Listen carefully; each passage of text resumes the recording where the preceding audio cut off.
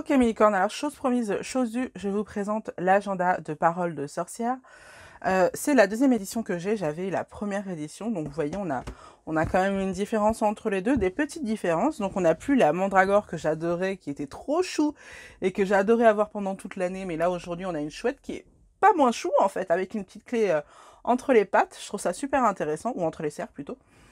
Ensuite, ça change au niveau de la couleur. Là, on a un violet aubergine et puis là, on a un prune aubergine. Donc voilà, ce sont les différentes choses qui changent par rapport à la présentation.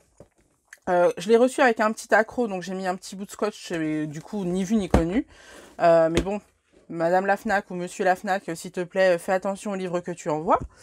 Donc voilà, au niveau du quatrième de couverture, bon là on a une petite phrase d'accroche. La vie est tellement plus jolie, saupoudrée d'un soupçon de magie. Tout à fait, je suis tout à fait d'accord. Et donc on a encore... c'est exactement la même chose, j'ai l'impression qu'il est écrit. Et là aussi, donc voilà, on n'a rien qui change. Sauf que là, on voit que entre les deux éditions, elle a gagné quand même 18 000 abonnés. Parce qu'elle est plus à 12 000, mais à 30 000 abonnés maintenant sur Facebook ou Instagram? Facebook. Donc voilà, c'est les gros changements par rapport aux deux éditions. On va mettre celle-là de côté, puis je vais vous présenter, en fait, je vais feuilleter avec vous.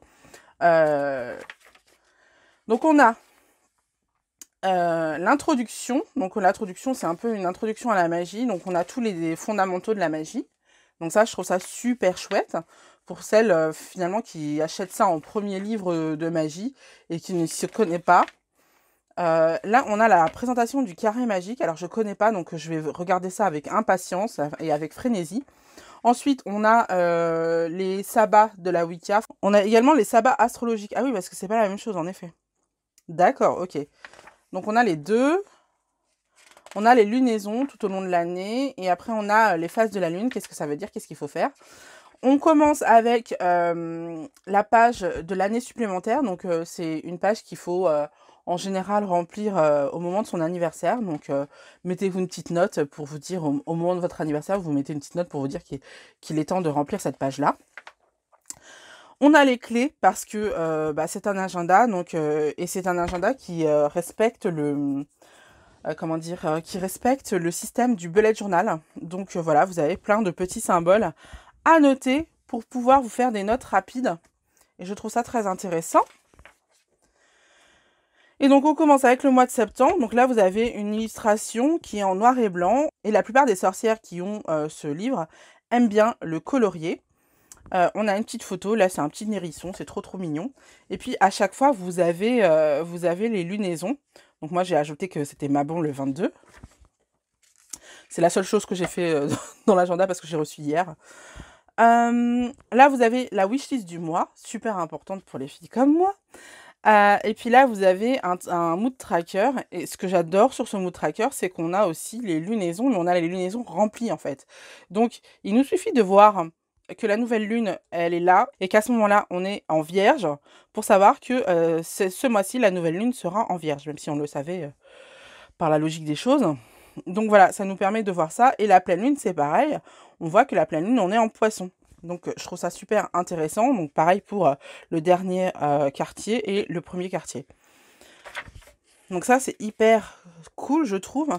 Ensuite, on a la saison de la Vierge. Alors, normalement, la saison de la Vierge commence le 23 août. Mais comme en fait, ces derniers temps, les pleines lunes sont en général aux alentours des nouvelles saisons, je pense qu'elle a voulu mettre ça en début de mois, comme ça, c'est réglé. Et on a un petit tirage à chaque saison astrologique. Donc ça, je trouve ça super cool. Et vous avez la signification de la nouvelle lune en Vierge. Et puis vous avez en face un rituel à faire pour cette nouvelle lune. Donc ça, je trouve ça vraiment génial. Et chaque semaine, vous avez un petit mot de l'auteur, parole de sorcière. Donc ça, c'est super cool. Et là, vous avez Mabon. Vous avez les significations de Mabon, les correspondances. Et puis, on a le petit rituel à faire pour Mabon, ou le petit gâteau, la petite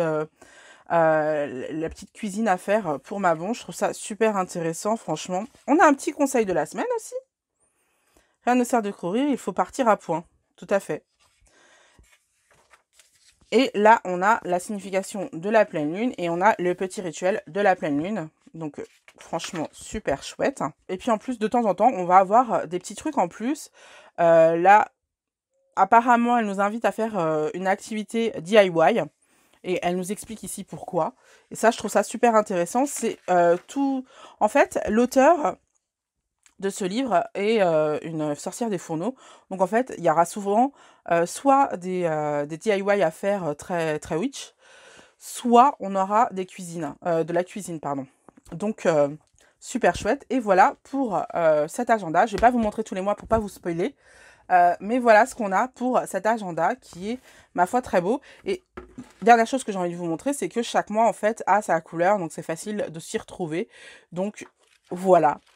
Après, regardez sur YouTube, sur la chaîne YouTube de Véronique, qui est Parole de sorcière. Elle a mis une vidéo dans laquelle on peut tresser son marque-page pour créer le lien avec son agenda. Donc, je vous invite vivement à aller la voir.